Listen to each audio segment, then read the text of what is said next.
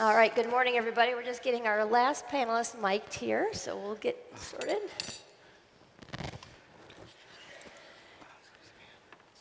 It's a pleasure to be here in Vienna with all of you, and greetings to those joining us by live stream. I've had the pleasure of participating in a number of conversations the last few days, and one theme continues to be very clear, that the world needs leaders to focus on the problems that really matter, to ask the right questions, and certainly based on the last panel, to really listen to those answers, to fully understand the role that technology needs to play, and to appropriately balance the push and pull to ensure people's lives have the opportunity to be legitimately better. While innovation is about creating new answers, new business models for these new challenges and opportunities, organizations frequently get stuck as they focus too heavily on the hard part of innovation, the process and the outcomes, and not enough on the human side of innovation, the individuals involved, and the overall institutional culture. We are also very fortunate today as we will collectively get to hear from and learn from the world's foremost experts on how successful organizations innovate and how the human component of innovation gets managed in firms. Our collective goal is to leave you all with a set of new ideas and recommendations on how you as a leader can show up if you want positive, sustainable, high-impact innovation to happen in your organization. So, like the other panels, I will introduce each of these wonderful folks and have them share their perspective, and I encourage you to share your questions via the app, although I don't have the computer to capture that, so somebody will give me that. And we will begin the conversation. And I'd like to first introduce Charles-Edouard Bouée. He's the CEO of Roland Berger. And you know, Charles-Edouard, you have been, you've had the opportunity to serve clients across multiple sectors, multiple geographies, multiple problems. You've written a lot on the rise of artificial intelligence and how we can really embrace it going forward and how to think about that differently. And so we look forward to hearing your comments on how you think about the rise of technology and the importance of the human element in that. Thank you, Betsy. Happy to be with you today. We tend to think that technology is going to replace everything in the human, and that when we have the technology and innovation will be gone for the humans. I would like to argue the contrary. I think that we, humans, are heading to a world of more and better innovation, and it will not stop. I start with an example. I think that you all seen this story about this AI painting sold at Christie for 380,000 euro plus plus.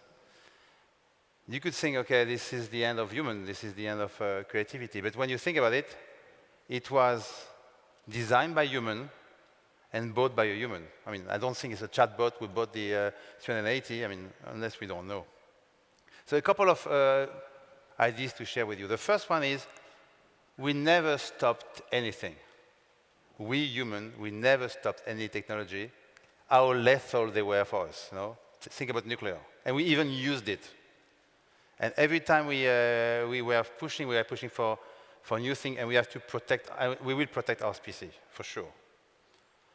The second thing is, we will, as we get technology to free up time, we will have more time for innovation. I think it was very interesting to hear the CEO of Steelscase talking about this elevator operator, because he or she had a lot of time. But one of the challenges that we have in the innovation is, you can, and I think there's a very interesting study by Hartmut Rosa, the German philosopher. Time has been monetized. Time is accelerating. So we all have in this room a choice, to come to this forum or not to come, to consume time or to harvest time.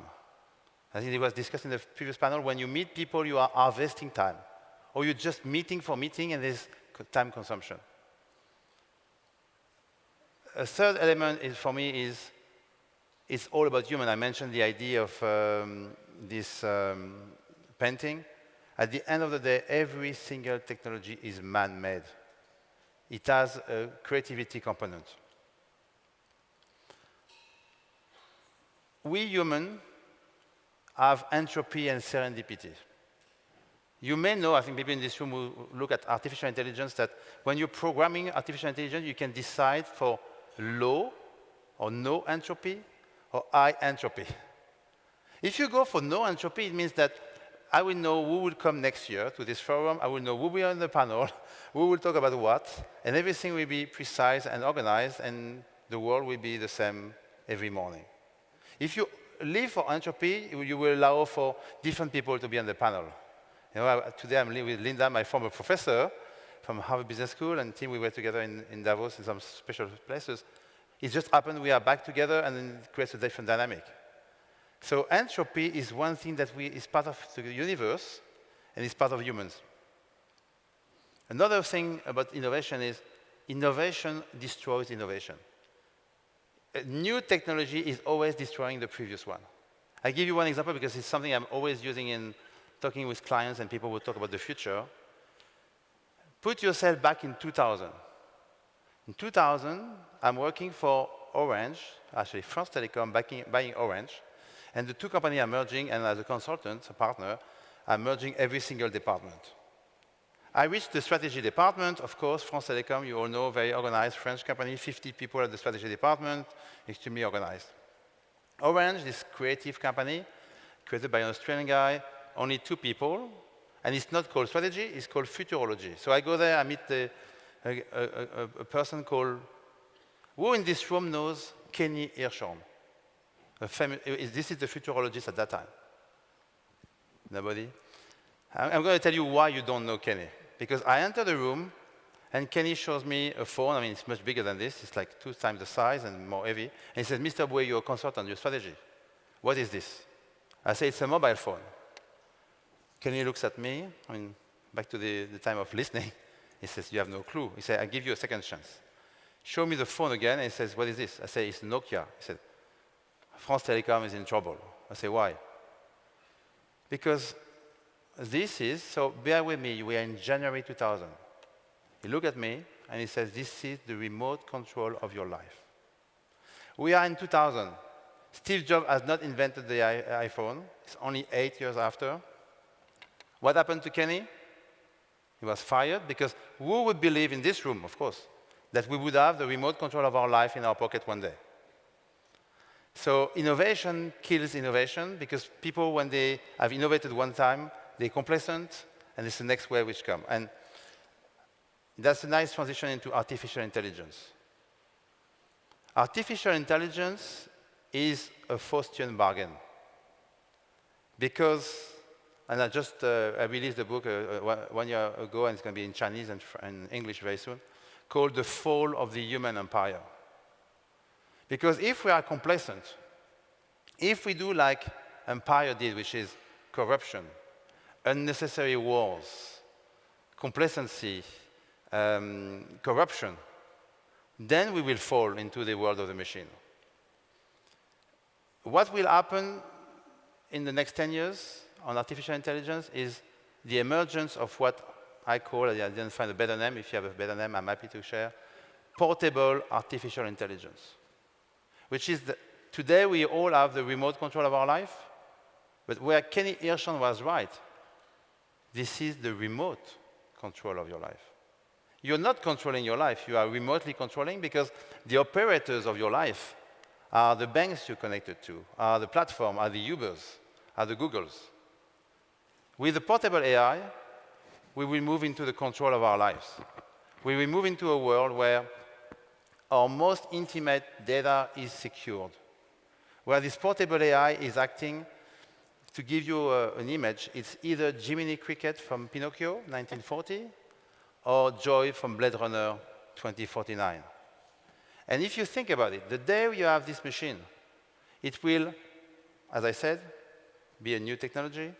It will free up time, and you will have more time for innovation. In that context, I believe that we are heading to what we call HAI, human augmented intelligence. It's not hyper AI, it's human augmented intelligence. We have to reconcile humans and machine because we have harvested all the machines. We have harvested steam, we have harvested electricity, we have even harvested the most dangerous for us, nuclear. We have to work together on promoting the development of artificial intelligence. We have to work together on regulating it, like we regulated nuclear. We have to work on the positive aspect. We have to also work on our citizens, and it's more like a political statement, to help them to understand the benefits of human augmented intelligence.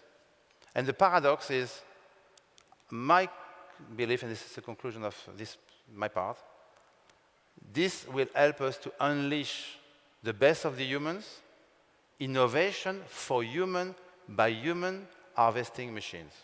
Thank you.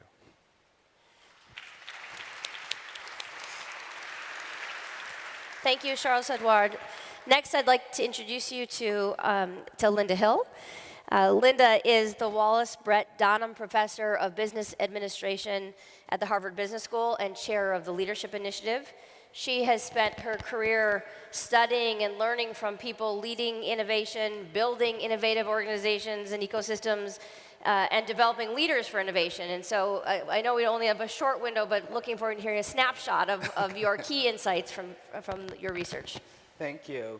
It's a privilege to be here and be on this panel with friends, and old and new, and look forward to sharing with you some of our ideas. So what we have been looking at is men and women who have built organizations or ecosystems that could innovate time and again. And in looking at these organizations, what we have found is that although there are differences in how these leaders go about doing their work, there are real commonalities in what they do and why. And I'd like to share some of those commonalities with you. These leaders understand that leading innovation is not the same as leading change. Leading change is about setting direction, communicating that direction, and inspiring people to want to go in that direction. That is not what leading innovation is about. Leading innovation is about shaping context. These leaders understand that most innovations are not the result of some individual genius having an aha moment. Rather, innovation comes from collections of people, collaborations of people who have diverse perspectives, diverse expertise. And innovation involves them engaging in a discovery-learning kind of process together to address problems or opportunities for which they need an innovative solution. So these leaders focus on how do I build an environment in which people will be willing and able to do the hard work of collaborating and discovery-driven learning together. And it is hard work. It's emotionally and intellectually very taxing to do innovation. So what you see, I'm going to talk about the, make sure I'm pushing this correctly, the capabilities you see in these organizations first. They work on building three capabilities. The first is creative abrasion. This is about creating an organization that can engage in creating a marketplace of ideas through debate and discourse. So for sure they do brainstorming, but they know that you cannot continually suspend judgment. At some point, you have to confront the ideas if you actually want to get a robust portfolio of alternatives to consider. So in these organizations, people do learn to inquire and to listen, but they also learn to advocate, to compete with others about the ideas. So what you see is these leaders understand you rarely get innovation without diversity and conflict. And as one of the leaders told us, his most important job was actually to make sure that the minority voice spoke up and was heard. The second capability is creative agility. This is about how you actually test and refine that portfolio of alternatives. And what you see here is these organizations know how to quickly pursue, reflect, and then adjust based on what they've learned. So it's not surprising that these organizations, many of them, have adopted methodologies that are very much like design thinking or lean startup. But changing the mindset of people about what you're doing is one of the key issues that has to happen here. So what we saw with one leader is he said, you know what, we no longer do pilots here. Because if a pilot doesn't work out, someone was wrong or something was wrong. Instead, we do experiments here. Because if we get a so-called negative outcome, as long as we learn from it, It's fine. The final capability is creative resolution. And this is about how these organizations go about doing decision-making. And in some ways, this is the hardest one we found. So what you see with organizations that can innovate is they do a kind of decision-making that we refer to as integrative decision-making, because they do what is referred to in Roger Martin's sort of space, more both and as opposed to either-or decision-making. So in these organizations, people will not compromise to go along, just will not do it. They also will not let one group dominate. They won't let the bosses dominate. They won't let the experts dominate. And the experts are a particularly complicated group we could talk about. But for sure, what they do instead is they have very clear decision-making rights, but they have a more patient and inclusive way of doing decision-making, so they're more likely to be able to combine so-called opposable ideas and come up with innovative solutions. So the leaders work very hard on building these capabilities in their organizations, and this is what allows people to be able to do innovative work.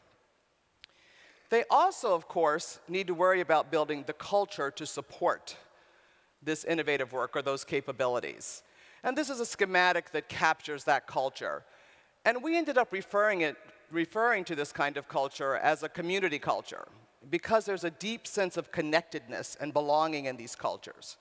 And the glue of the culture is around the shared purpose and the shared values. We've heard a lot about that earlier, so I won't say more about that. The grease is really about what we refer to as rules of engagement. And these rules of engagement are about how we're supposed to act together and how we're supposed to think together. And I want to be very clear, data-based actually can include emotions, and often does include emotions. But you need to have an explanation, you need to have evidence for your point of view, and if you don't, we designed the experiment to figure it out. So what you have here is a picture, a snapshot of an organization's culture and capabilities. I'm an ethnographer. I love to tell stories. Luckily for me, you've heard the stories of two of my research sites, one being Vineet, the other being Ed Catmull. Been doing work with them for over 10 years. So what I want to say, though, is this is a company, we created a diagnostic so that companies could get a snapshot of where they were, so that we also could do research faster and more efficiently. And we could work with companies that are going through the transformation of becoming more innovative. And what you see here is a snapshot of a culture of a supply chain company, a supply chain organization and a pharmaceutical company that has been going through a digital transformation for 3 years. And despite investing millions of dollars, they haven't got the outcomes that they'd like to see. And the leaders decided it was because there was something wrong with their culture. And where they started was what the shared purpose of this organization, because they really were made up of a number of mergers. And they began to send teams out to actually spend time with patients who took their drugs and find out in a very intimate way, and that's the word they use, what was the experience of the patient. So when they worked on that, green is better here, red is not so good, they began to build a cohesive culture. And they use that culture now to begin to tackle some of those capabilities. And so they shared these snapshots with the top 200, and people volunteered to work on them, to figure out how are we going to get more creative abrasion? Why are we so polite? Why aren't we telling people what we really think? And so consequently, we're not really abrading enough so that we come up with the right ideas to meet the needs of, quote, Jane, the diabetic patient who they're really trying to serve. And as they begin to do this, more energy was released, and they're beginning to actually use the functionality of this digital platform. So what we see is that you cannot, if you will, tell people to act differently and break those habits. You have to let them practice. And for sure, we see new furniture, new space, new ways of working. This is a so-called positive shock experience for a global team of marketeers in an auto industry company. And what you see is they don't have any place to show those PowerPoints they brought with them to share with their strategies with people. Instead, they have to tell stories. They have to write them on these boards that can be moved around, erased by other people, written on by other people. So to end this, what I really just want to say, and it was very affirming to me to hear what was talked about today, is that you only get these kinds of capabilities, this kind of culture, if you change your leadership. So leadership today is not about setting direction and getting people to follow you. Leadership is really about how do we co-create the future together. And that's about you as a leader changing your own mindset and understanding your job is to, as Ed Catmull, the founder of Pixar, would say, is to actually unleash the slices of genius in your organization, their talents and passions, and then harness those talents and passions to serve the collective good. Thank you.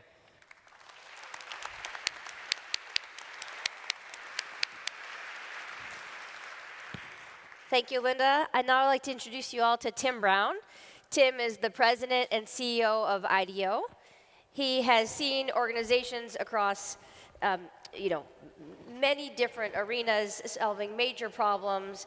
And you and the organization just finished some research on the 6 qualities elements that really enable higher impact innovation. So we look forward to hearing from you today. Thank you, Tim. Thanks, Betsy. So I think you've heard it several times already this morning. Innovation and creativity is no longer about the individual or even the cloistered R&D team. It's really about unlocking the capacity of as much of the organization as possible, really around 3 things.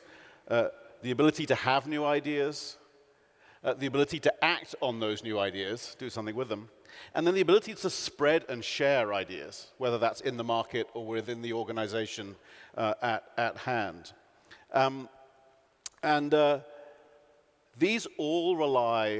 These capacities all rely on individuals, teams, and organizations displaying kind of effective capabilities and effective behaviors. And we've been studying that a little bit over the last 40 years that we've been around. And we already know from research that actually comes out of the UK Design Council, the Design Management Institute in the US, from McKinsey, that there's a connection between organizations that are effective at their ability to innovate, their ability to design, and their purpose, that there's a direct relationship between those things and their performance in the marketplace. But we've been really interested in below that kind of holistic measure of performance, what's actually going on. And through the work that we've been doing, we've identified 6 kind of creative behaviors that organizations and teams within those organizations have. And those 6 you can see up here. They're purpose. You've heard a little bit about purpose already. Understanding why you exist beyond making money. What we call looking out, which is how good a learning organization are you? How well connected to the outside world? How inspired are you by users and other things that are going on in the outside world? How good are you at experimenting, testing, learning, repeating? How effective are you at collaboration? How empowered are individuals and teams? Is there the trust within the organization to let teams get on with it and do the creative work that they need to do? And how good are you at refining ideas? This seems like the kind of boring one in the corner. It turns out to be rather important if you're going to be successful with innovation. So we built a tool that helps us survey organizations and survey these kinds of qualities within teams. And we've looked at over 500 business units across 300 organizations in the last several years. And we've got quite an interesting kind of collection of insights now, which I thought a few of those might be quite interesting because they're not always totally intuitive.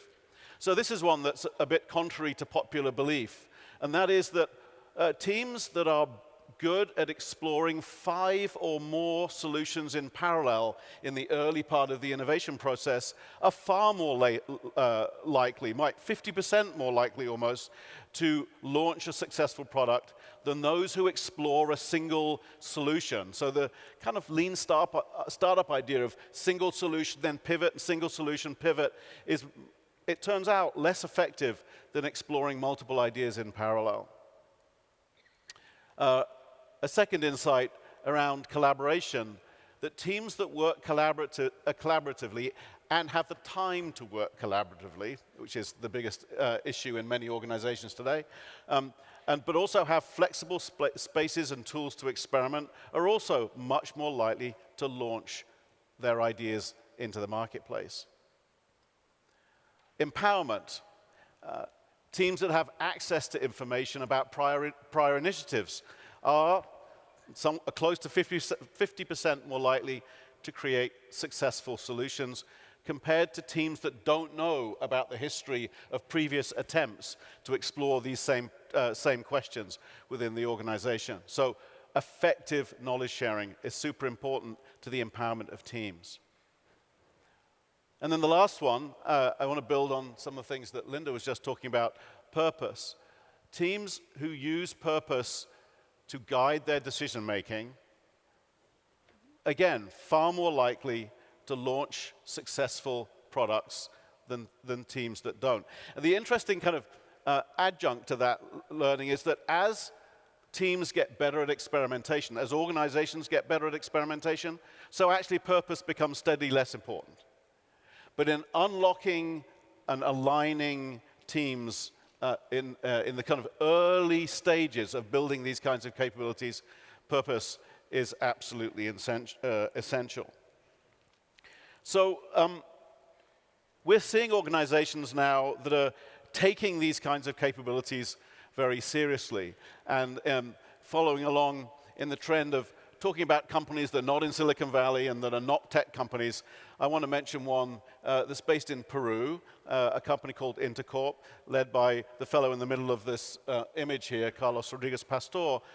They're a bank, but they have 27 other businesses, and they've been measuring these capabilities religiously year on year for the last several years, improving all of these capacities based on a purpose that's very clear, which is to be the best place, to make Peru the best place to raise a family in Latin America. So they've got a social purpose, not just an economic purpose.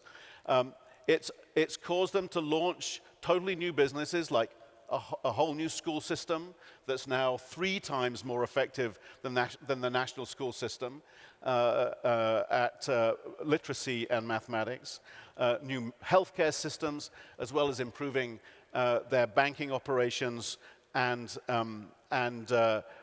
various retail companies that they have. And they've created environments for innovation that are now distributed across these 27 business models. So here's a company in a relatively emerging market who's been very successful at building these qualities and turning them into successful business, but also successful social impact. Okay, thank you very much.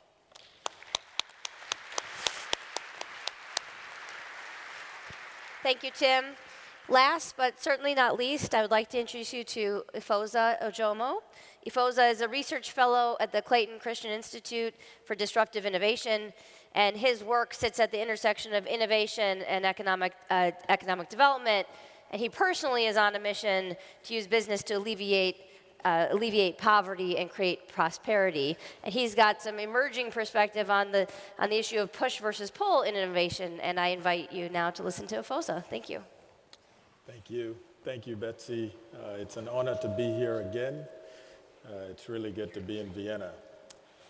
Over the last few years, I've had the great privilege of working with Professor Clay Christensen at Harvard Business School.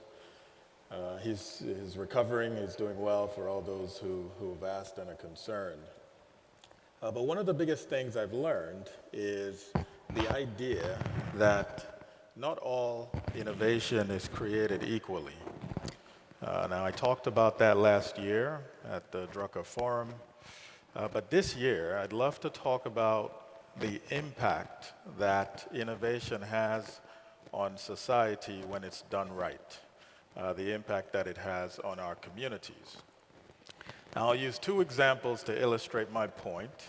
The examples are, one is going to be about water wells, and another one is going to be about instant noodles. And so I think if I convince you that innovation has a significant impact on the economy with noodles, hopefully that'll inspire you guys to do some more innovation. I'll talk about this using a concept that we explain in our book coming out in January called the prosperity paradox. Now, this image you see is a picture I took when I went to Nigeria in 2008. I visited a poor community, and I found that people didn't have water in the villages, and so these women had to walk miles to fetch water, to do laundry, and so on. I thought to myself, I know the answer to this problem. Unlike Hal, I didn't ask questions. I thought I knew the answer, and I got some money together, I raised some funds, and I built a well. I was excited about it, but it turns out that about 6 months later, I got a call that the well broke down. I didn't really know how to fix it or what to do. I tried, but that well essentially lay broken down. Now, the organization I started ended up building about 5 wells, 4 of which broke down, and it took us that many to realize that strategy wasn't working. That's called a push strategy of development. It's essentially where you see a problem, you attack the symptoms, and you push a solution on it. So that's what we do with water. Education, we see there's a lack of education, we push schools. We look at healthcare, we push hospitals, clinics, infrastructure. Without understanding what the purpose is of infrastructure, we just push roads and bridges. And honesty and corruption, we push laws and institutions and so on.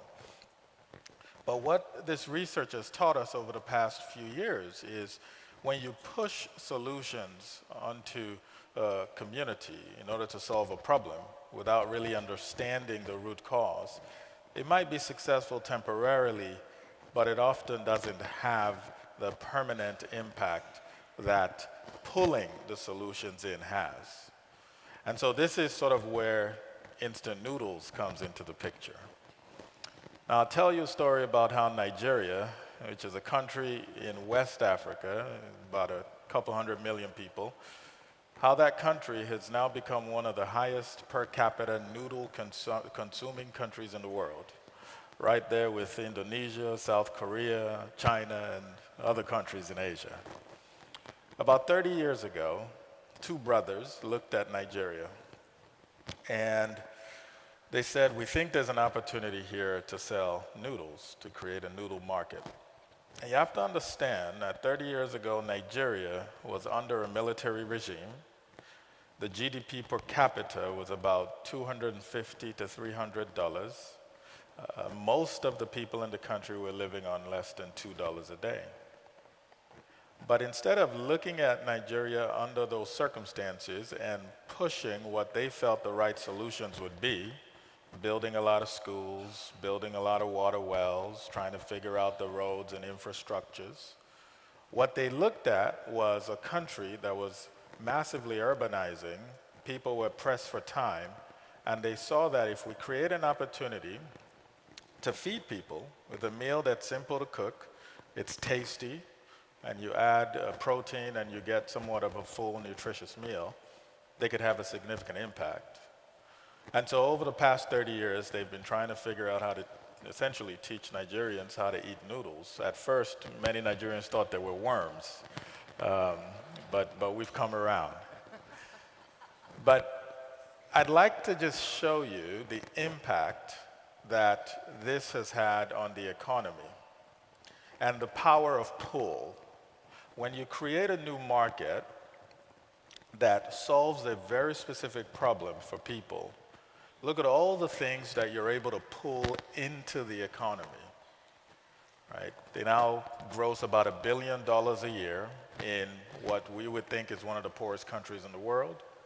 They're pulling in infrastructure investments, education, but it's very specific education, right? When they have a need in the company and they have people can't quite fill the need, they educate the people for a very specific purpose. They're building distribution and logistics companies to support getting the noodles to different parts of the country. And they're paying millions of dollars in taxes, notwithstanding creating tens of thousands of jobs.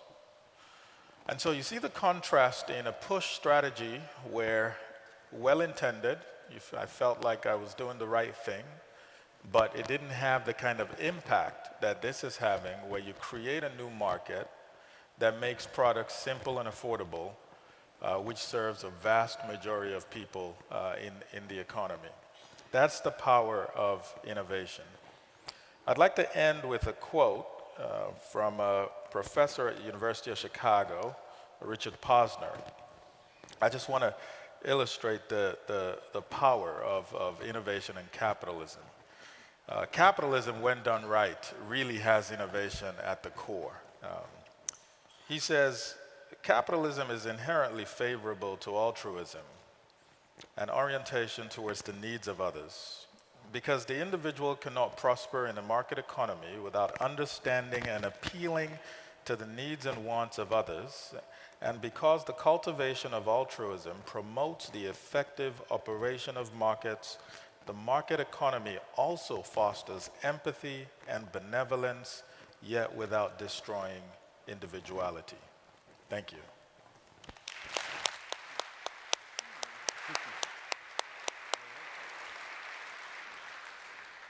Terrific. Well, thank you. We have several minutes left to have a discussion, dialogue. If you submitted a question, all of a sudden all the questions went blank on the app, so you may want to retype it. I know several of them came in. I captured some of them. But let me start with Charles-Edouard. One of the themes that I talk a fair bit about is sort of the competitive advantage of being a human, right? that we'll always have a competitive advantage of being a human, and regardless of the rise of machines. Thank you. So as you think about the rise of human-augmented artificial intelligence or human-augmented intelligence, what implications does this have for us as we think about how we prepare leaders in the near future and how we think about how to educate them in the school, and how should we be thinking about their very early training? Very interesting question. That's a question I get asked by my two daughters. I think that the first thing we have to know is whatever level of technology, whatever level of artificial intelligence we will have connected to us as this portable AI, we need to work on wiring our brain. So the basic element of education, writing, speaking, listening, all these things that our brain needs to be built over many years has to be done. So I think that the basic of education, we need to come back to the basic of education. Pluridisciplinary, learning the skills, connecting the basic neurons. It's not because you have a very intelligent machine helping you, Jiminy Cricket or Joy, that if you are totally stupid, uneducated, and you know nothing, you will be able to leverage it. That's the first thing. The second thing is, if you think about the skills that will be required, it will be, of course, empathy. It will be, the connection between people. What we see today with our clients is people going back from online to offline, going back to the stores, going back to real friends. Because when you have a problem at midnight and with your kids or your grandma, you want to be taken care by someone. And you cannot be in Australia and your best friend on Instagram. So there's this empathy, this connection between people. So removing all the volume activities to focus on the value activities, what we like as humans. I love this quote from Arthur Clarke. He said, at the end of the day, we will remove work so we can all play and enjoy life. Because this is the purpose of humans. We want to be able to express the best of ourselves. The second thing is creativity.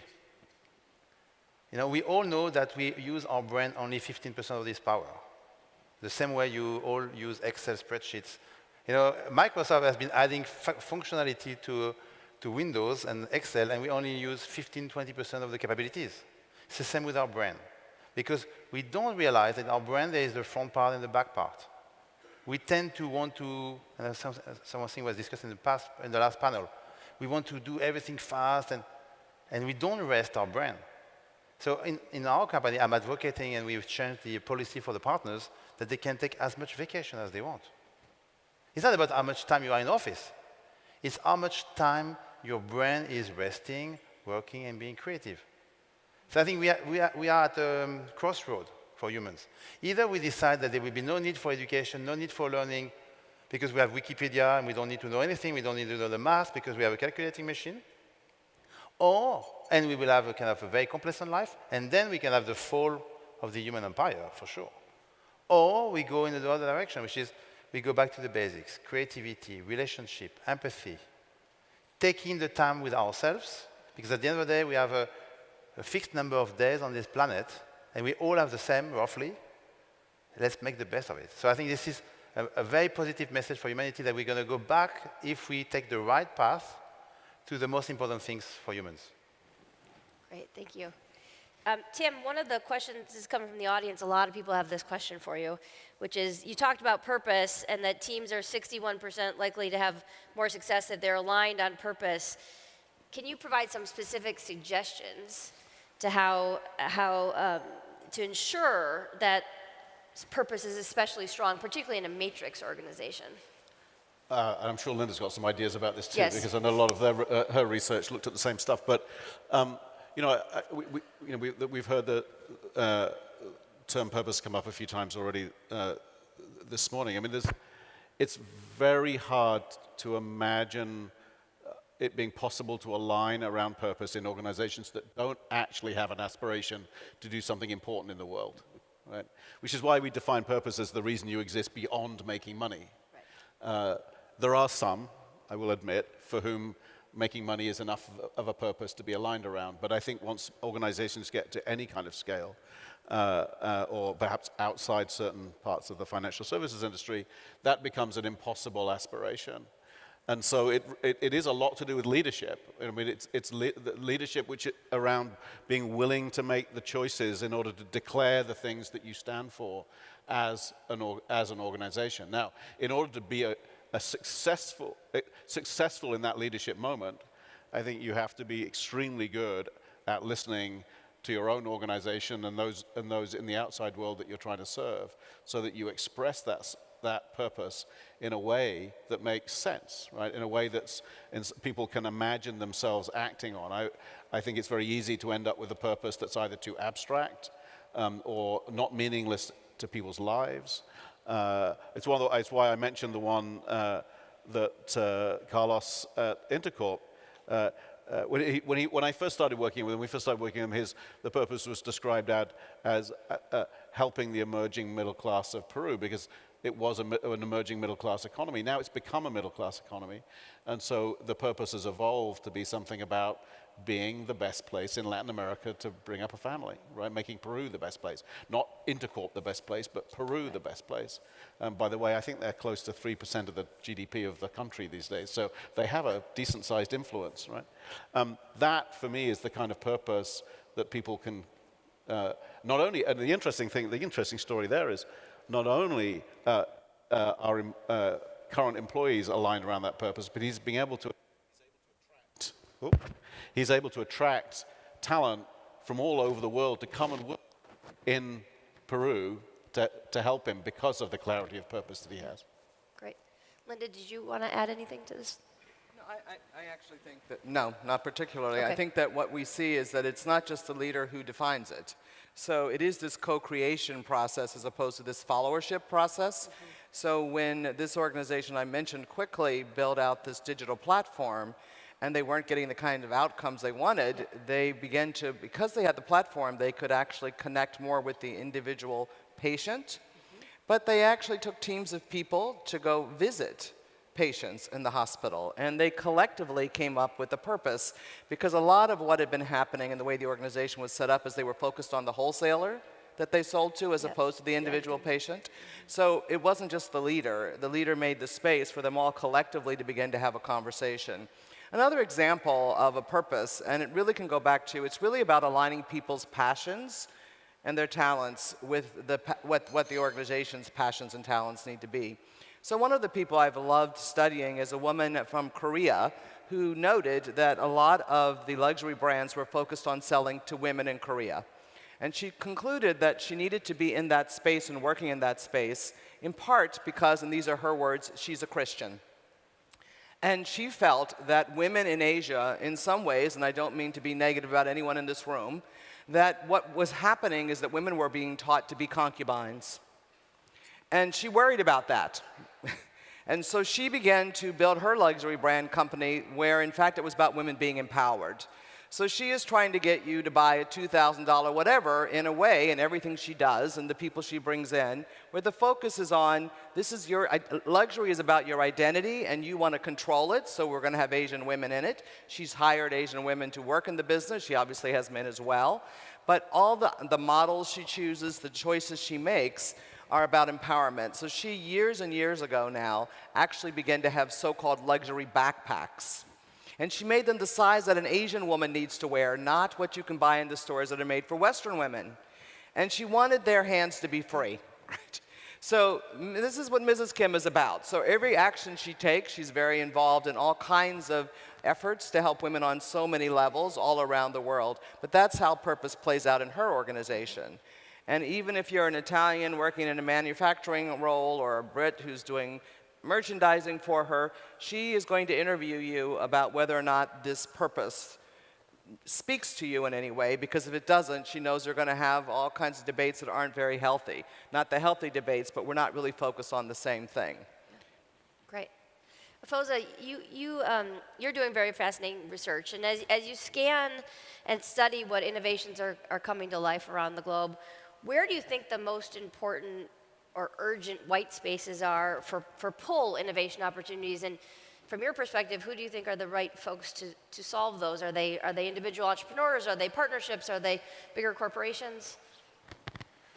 Yeah, I mean, I think Hal Gregersen's new book does a good job of just emphasizing questions. And so the answer really is those who are willing to ask questions. And it's hard to categorize them as a group of people, whether it be entrepreneurs, big corporations, or so on. But something interesting happens when you ask a question. By asking a question, you are instinctively, inherently saying, you know what, I don't know the answer. And there's a humility attached to that. There's an investigation approach, an inquisitorial approach. And so as I think about the people who are really good at innovation, especially innovation in incredibly difficult circumstances, regions in the world where they may not have similar institutional maturities or infrastructures, governance as perhaps countries in Europe or the United States and a fast emerge in Asia. As I think about the people who are able to succeed there, they're people who are able to ask very different questions than perhaps I wasn't even willing to ask. Just a quick example is 20 years ago, if you looked at mobile phone penetration across many countries in Africa and especially South Asia, it was non-existent. A guy by the name of Mo Ibrahim, who was working in London at the time, decided that he was going to go and build a cell phone empire.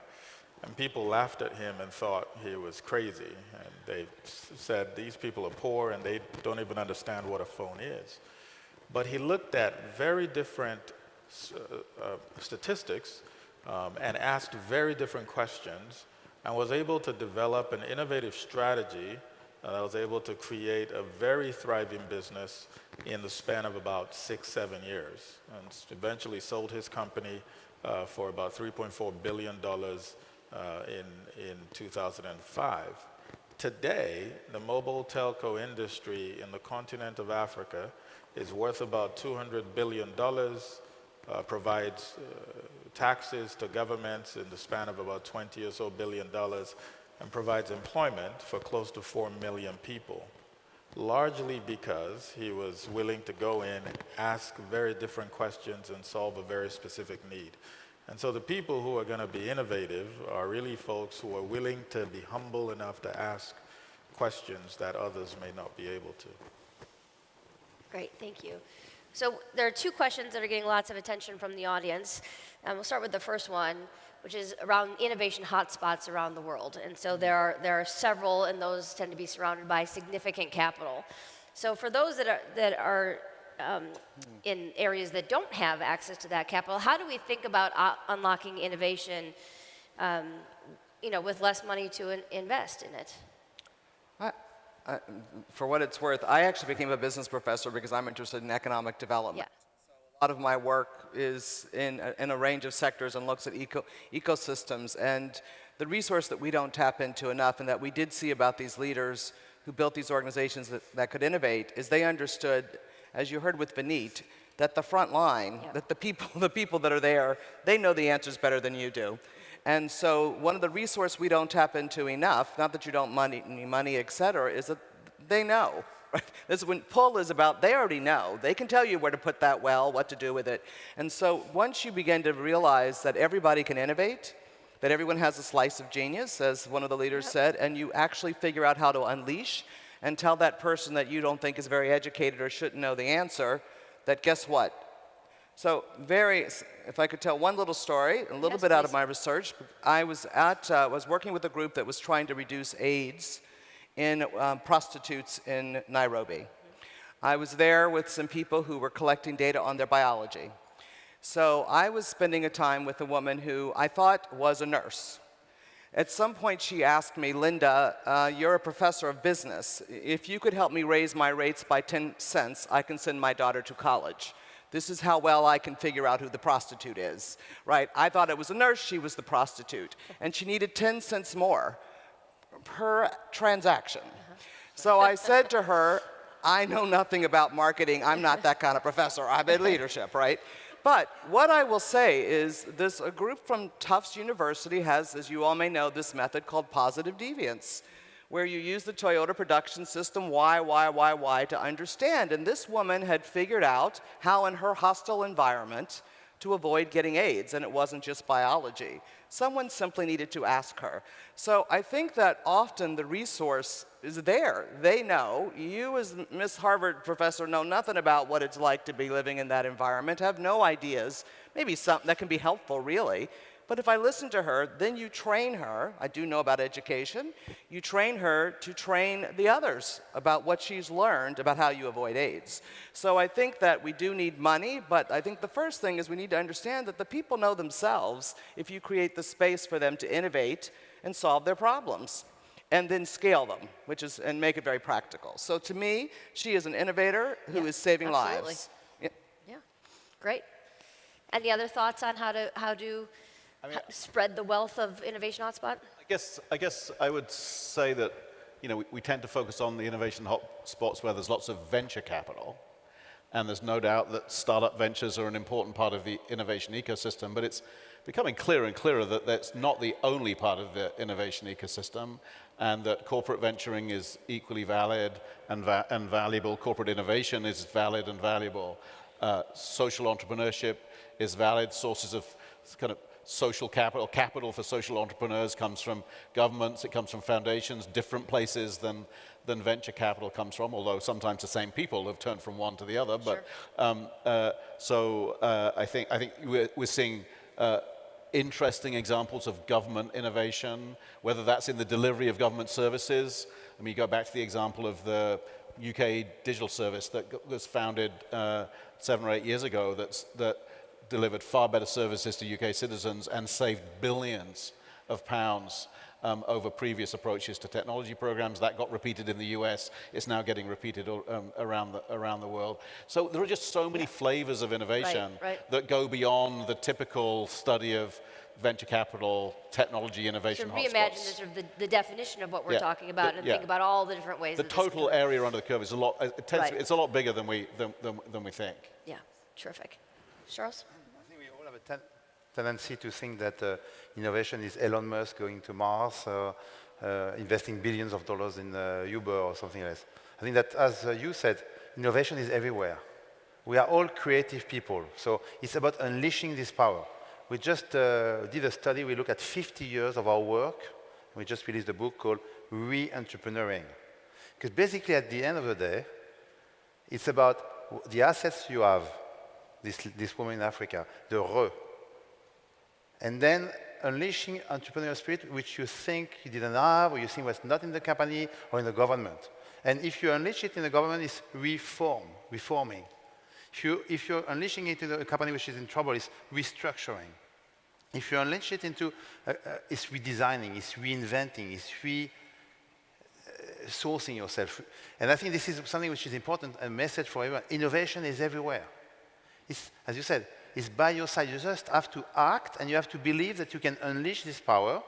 And everyone in this room has a sparkle of innovation. It's just sometimes you don't see it, sometimes you don't dare to act, and sometimes you don't spread it to others. And it's viral, as both of you said, it's viral. If you see innovation, if you see people on the move, you have massive things happening. Because what we want as humans is to be creative, innovate, and good things happening.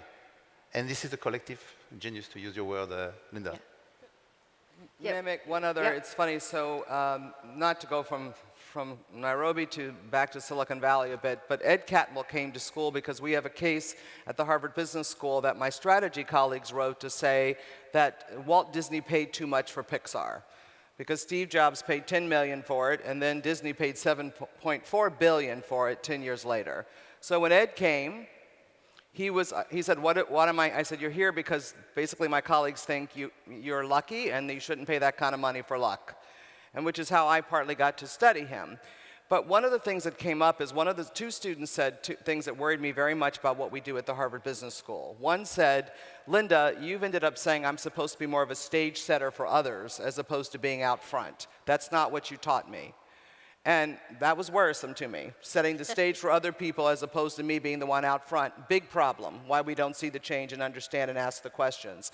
The second one is one point Ed said, and Ed was listening to this, someone said, don't you have too many cooks in the kitchen? And so he said, too many cooks in the kitchen?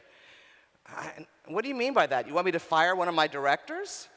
Which one would you fire? He said, you people have a problem. You need to learn with top chefs. You need as many cooks as possible to solve any problem. And your problem is how to get those then they're going to have an opinion.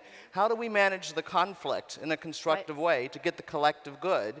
But you're going to have to tap into how that individual is, understand him or her, and figure out how to align that passion with what we need. And you always want to have too many cooks in the kitchen. And if you as a leader have a mindset is I don't want to have too many cooks in the kitchen, believe me, your innovation will not be sustained. Yeah. I think that collaboration is one of those themes that we could come back to maybe at this conference for many years in the future, that collaboration, whether it's because you've got a lot of great, brilliant people in your own organization, or when we're talking about the kinds of systems-level innovations that are being referred to here, like the future of work, we need to start imagining how we get collaboration to work across the boundaries between organizations in order to discover solutions that are not possible within individual organizations today. So I think that's a sort of an important theme for creativity and innovation going forward. Terrific. Well, unfortunately, our conversation's coming to an end. Let me take 30 seconds just to close off with some key thoughts that I learned. First, that it starts at the top, and how do we think about co-creating the future together rather than sort of the traditional followership model. Two, we have to continue to be humble, really think hard about asking the right questions and listen to those answers. This notion that innovation is actually everywhere. The frontline folks know actually what's happening. Let's unleash the power and get them engaged in the conversation. That this notion of always good to have more cooks in the kitchen than fewer. And the final, the opportunity to really embrace and partner with advanced technology coming down our path to improve our performance in our lives over time. Please join me in thanking our great panelists up here.